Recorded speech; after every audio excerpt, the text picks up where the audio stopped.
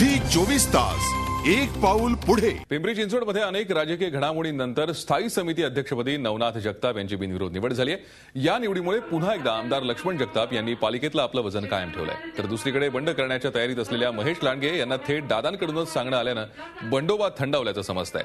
महेश लांडगे शर्यतीत उतरल्यानं स्थायी समितीच्या अध्यक्षपदाची चुरस वाढली होती। मात्र दादांनी योग्य सल्ला दिल्यानं लांडगेंनी अध्यक्षपदासाठी अर्जच दाखल केला नाही। त्यामुळे जगताप हे एकमेव उमेदवार राहिल्यानं त्यांची बिनविरोध निवड करण्यात आली। जे प्रकल्प प्रखडलेले आहेत ते पूर्ण करण्याला पहिलं प्राधान्य देणार। नाविन्यपूर्ण प्रकल्प नवीन येतील। शहरातले रस्ते, पाणी, शिक्षण त्यांना प्राधान्य देणार। कामं झटापट कशी होतील ह्याला प्राधान्य दिलं जाणार आहे। आणि आयुक्तांचे जुळून घ्यायचा का प्रश्न नाहीये, ते प्रशासकाचं काम प्रशासक करतील, नगरसेवकाचं काम नगरसेवक करतील आणि स्थायी समितीचे अध्यक्ष म्हणजे याला अधिकारान्वये खूप अधिकार आहेत, पॉवर दिलेले आहेत, त्या अधिकाराचा वापर करून ते काम करतील। झी 24 तास एक पाऊल पुढे।